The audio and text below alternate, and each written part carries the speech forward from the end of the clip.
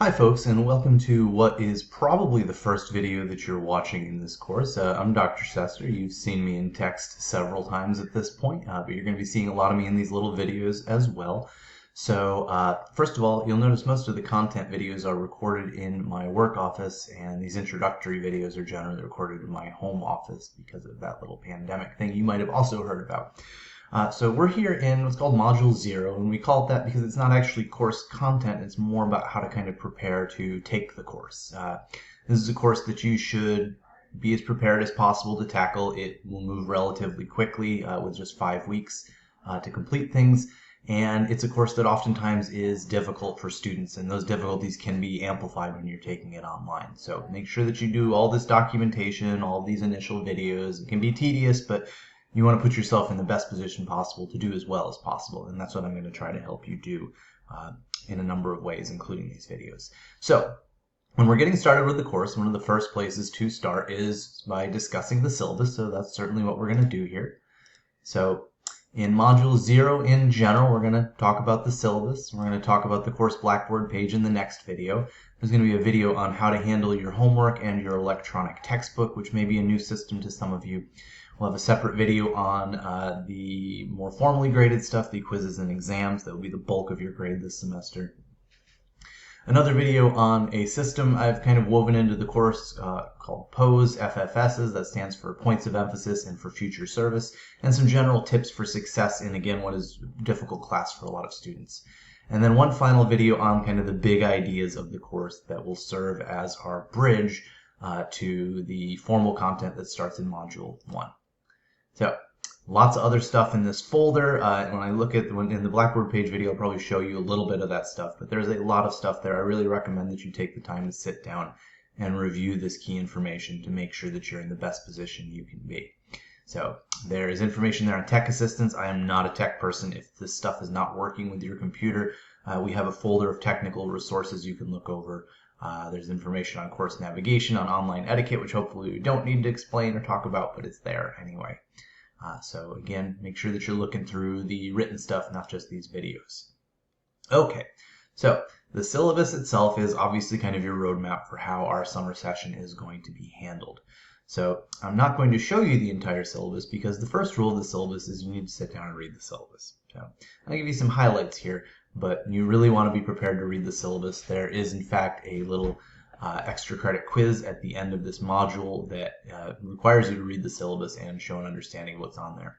The syllabus is on the Blackboard page. It's under syllabus. They label it very nicely for you. I'm going to show you where that is in that video as well. So let's talk about some basics. The textbook for this class is the Essentials of Statistics for the Behavioral Sciences. We are using the 9th edition. Earlier or later editions, in theory, they should be okay in terms of the content. I don't know if it'll mess up things in terms of being able to do your homework appropriately. So I would say take precautions with that, but it will teach you more or less the same stuff. My concern is whether you'll be able to do the graded things correctly. Notice that you need a version that has an online access code. We have to do that. That's how our homework is run. It's an online class. That's also where your book will be. Something that you'll also notice is that there's actually 2 access codes. One of them you get with the book automatically. The second one is a course access code, which comes from me. I'll be emailing that to you, posting notifications about it. It'll also be available in the Blackboard page. So be aware of that. Don't panic when it tells you you need a course access code. You don't need to buy anything else. You just need to find the right document, the right link. So as I mentioned, that will be in the Using Cengage and MindTap area of Module 0, and again, I'll probably be emailing it out as well. Another important thing, office hours. So obviously, I won't be having any in-person office hours due to the pandemic. We're being encouraged to stay off of campus. So you can contact me anytime via email. We also can do face-to-face office hours via Skype, via Zoom, or via FaceTime, or if you got some other system, heck, suggest it to me. I'll see if I can make it work. Office hours are every weekday, 1 through 3:30. You can just hit me up at any point during that 2.5-hour period, and I should be available unless I'm in the bathroom or something, and then I'll be back in 5 minutes. I have a Skype contact here that you can use to just contact me directly. If you want a Zoom or a FaceTime meeting, that's totally fine. You need to set it up via appointment because I'll have to set up a Zoom meeting or give you my FaceTime contact number to do that. I also anticipate that I'm going to be having regular kind of meetings. They won't be mandatory meetings, but it'll be a good opportunity to get as many of you together as I can and kind of talk to you about how to handle the course. And I'm going to try to do that at the beginning and the end of each week, excluding the date of the final, which will be a Friday. But just kind of give you an overview, keep up with people's progress and touch base. And so we can sort of have something like a classroom environment there.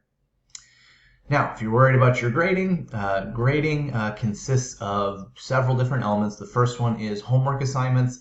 Homework assignments, there are homework assignments on every chapter that you're going to be expected to read. They cover material that is addressed in the textbook and in our lectures. You're expected to be doing both. And homework assignments are the relatively easy points to get. You want to make sure that your homework average is as high as possible because it tends to be easier to get those points than the points on the exams. And I will sort of talk you through the homework again in that separate video, so that using Cengage and MindTap video.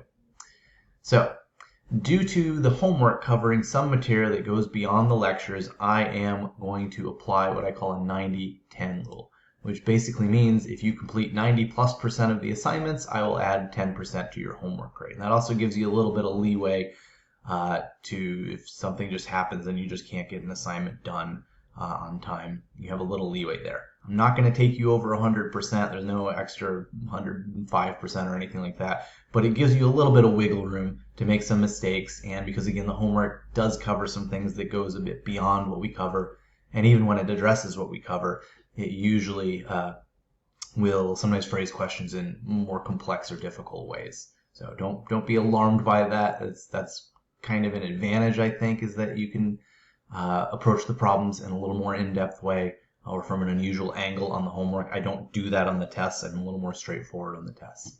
You'll have 5 quizzes over the course of the semester. They are sprinkled throughout your different modules. I think the first one is, I have to check, but I think it's at the end of about module 2. But they are downloadable and you can upload them to be graded. Everything essentially in this course is due by the end of the session, by the end of the mini summer semester, but don't put it all off until the very end. It's going to be a problem for you.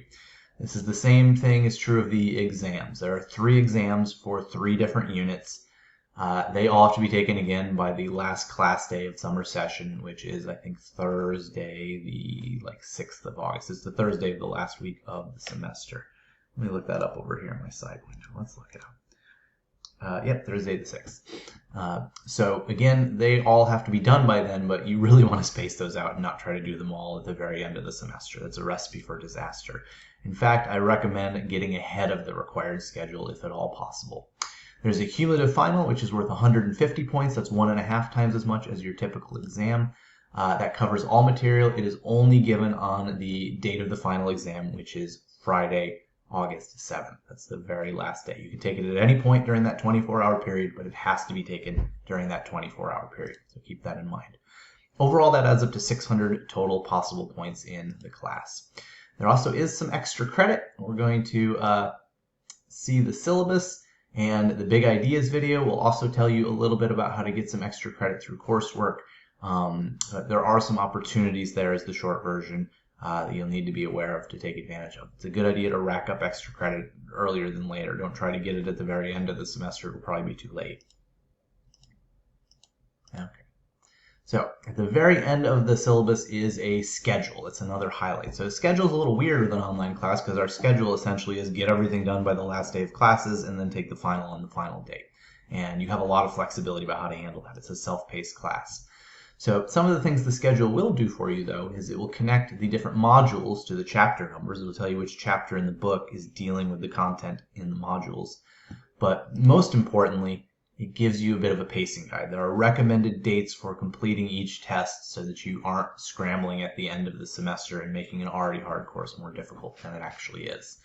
I even recommend, especially for the first unit, maybe trying to get it done a couple days earlier than the pacing suggests. The way the course develops is the later material is usually more difficult than the early stuff. The early stuff, a lot of it will be review. So it's maybe a good idea to knock out that simpler stuff and leave yourself a little more time to engage with the harder material and get a really good grasp on it before you take the exam. Okay, that's the end of this video. So I will see you in the next video where we will walk a little bit through our Blackboard page and some of the things to take note of there. Take care, and I'll see you there.